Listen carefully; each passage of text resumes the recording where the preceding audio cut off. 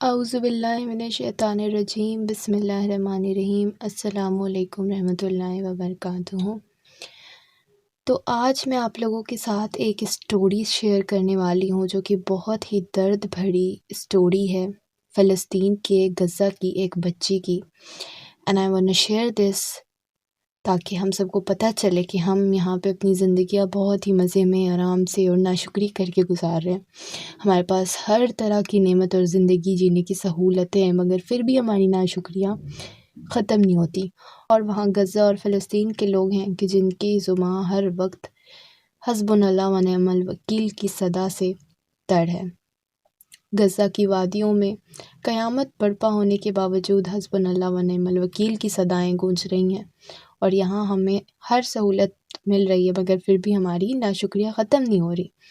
अल्लाह के हम कानूनों को बेझिझक तोड़ते जा रहे हैं, अल्लाह की बात को बिल्कुल नहीं मानते, नाफरमानियाँ करते हैं।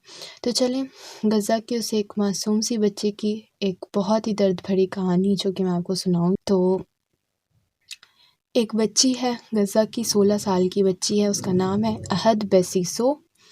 और वो बच्ची जो है वो अपने ग्रैंडफ़ादर यानी कि अपने दादा के घर पे होती है। और ये होता है कि वो जो बच्ची है उसके जो दादा का घर होता है वहाँ उसके एक अंकल भी होते हैं जो कि अल-शिफ़ा हॉस्पिटल में डॉक्टर हैं, जिनका नाम है डॉक्टर हानी बेसीसो।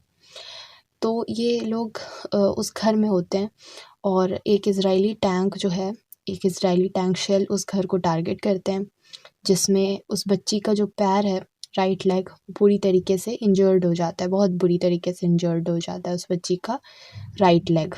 उसके बाद क्या होता है कि वो जो आसपास के नेबरहुड में जो घर होते हैं, फिर वो इज़राइली टैंक्स 4 दिनों तक लगातार उन घरों को टारगेट कर रहे होते हैं और वहाँ बाहर होते हैं उसके घर के, जिस वजह से वो बच्ची जो है वो हॉस्पिटल तक नहीं पहुँच पाती और कोई एम्बुलेंस भी वहाँ तक नहीं पहुँच पाता। तो उसके जो अंकल हैं वो डिसाइड करते हैं कि उस बच्ची का जो पैर है वो पूरी तरीके से इंजर्ड हो चुका होता है, तो चूँकि वो हॉस्पिटल तक तो ले नहीं जा सकते, तो वो डिसाइड करते हैं कि उस बच्ची को की जो सर्जरी है वो वहीं घर पे ही कर दी जाए। सर्जरी में उसके जो अंकल होते हैं वो बिना एनेस्थीसिया के उस बच्ची का उसका पैर काट देते हैं। इतनी बुरी तरीके से इंजर्ड हो चुका होता है पैर कि अगर नहीं काटा जाए तो उसकी डेथ भी हो सकती थी। तो उसके अंकल को बिना एनेस्थीसिया के उसका पैर काटना पड़ जाता है।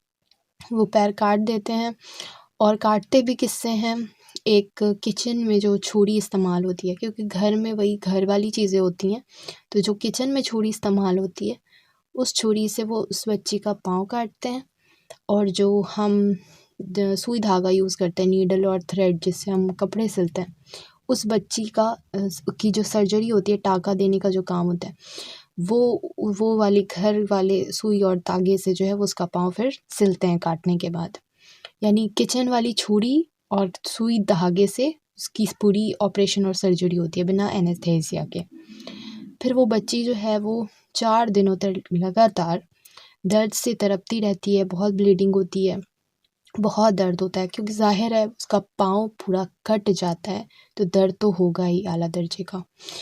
कोई हॉस्पिटल में नहीं होती वो बच्ची, कोई उसको एक्स्ट्राऑर्डिनरी मेडिसिन वगैरह कुछ नहीं मिल रही होती हैं, जिस वजह से बच्ची को बहुत तकलीफ़ होता है और 4 दिनों तक उसी घर में तड़पती रहती है, क्योंकि कोई भी एम्बुलेंस घर तक नहीं आ पाता इज़राइली शेल्स की वजह से, जो कि बाहर होते हैं उसके घर के। फिर ये होता है कि 4 दिनों तक उस बच्ची को हर आधे घंटे पर उसके जो अंकल हैं वो पेन किलर देते हैं ताकि दर्द कम हो जाए, मगर पेन किलर्स का कोई फ़ायदा नहीं होता और उसका जो दर्द होता है वो बहुत सेवियर होता है, जिसकी वजह से पेन किलर्स भी कोई असर नहीं करती। फिर 4 दिनों के बाद जो उसके अंकल हैं वो एम्बुलेंस बुलाते हैं, जब इज़राइली शेल्स वहाँ से हट जाती हैं, फिर उसका प्रॉपर इलाज वहाँ से शुरू होता है।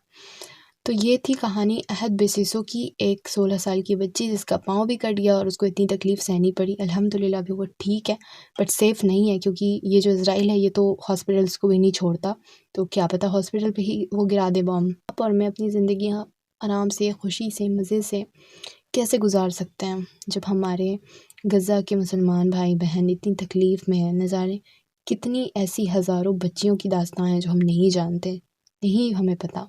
तो प्लीज़ कुछ करें फ़लस्तीन के लिए। फ़तवा भी आ चुका है कि जिहाद हम पे फ़र्ज़ हो चुका है, तो अवेयरनेस फैलाएँ, डोनेशन करें, जो मर्ज़ी करना है आप करें।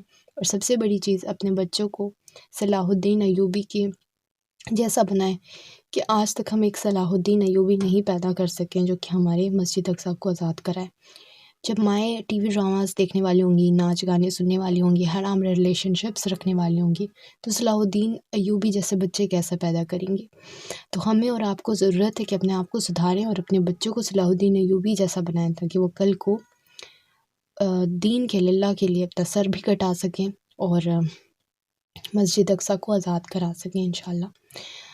और ये जो अहद बेसिसो बच्ची है हमारी, हम इसके लिए कुछ नहीं कर सकते हैं, बट हम ज़्यादा से ज़्यादा अवेयरनेस फैला सकते हैं और अपने आप को सुधार सकते हैं एट लीस्ट, और अपने बच्चों को रसूलुल्लाह सल्लल्लाहु अलैहि वसल्लम के दीन के मुताबिक उनकी परवरिश कर सकते हैं। कि आप और मैं कर सकते हैं, ताकि हमारे बच्चों का हमारे दीन में कुछ कंट्रीब्यूशन हो। डायरेक्ट जिहाद नहीं तो इनडायरेक्ट जिहाद तो हम इंशाल्लाह ज़रूर करें, आप और मैं कर सकते हैं। और हमें ये करना हम पर अभी फ़र्ज़ है, जैसे हम पर नमाज और रोज़े फ़र्ज़ होते हैं ना रमज़ान के, वैसे हम पे जिहाद इस वक्त फ़र्ज़ हुआ हुआ है हर मुसलमान पे। जो बच्ची है अहद बेसिसो, इसकी ख़ुद की जो वीडियो क्लिप है वो मैं अभी आगे वीडियो में ऐड कर देती हूँ, आप उससे देख लें और वो बच्ची क्या कह रही है आप सुन लें। بعد أيام بنزف في الدار، وكل نص ساعة كان يعطيني حبة أترمال عشان الوجع وعالفاضي، كان الوجع جدا جدا جدا كتير، كنت أهدوس كنت أدوخ مع النزيف. بعد 4 أيام الدبابات انسحبوا فجأة بفضل ربنا، عمو على السريع طلع جراي وجاب لي سيارة إسعاف. مش عارفة يعني إحنا إيش عاملين عشان يصير فينا كل هذا؟ أرضنا واحتلوها، ضلنا صامدين وضلنا مربطين، ضحينا وعملنا كل إشي. يعني أنا طفلة اللي زي أطفال برا بيعيشوا حياتهم بيعملوا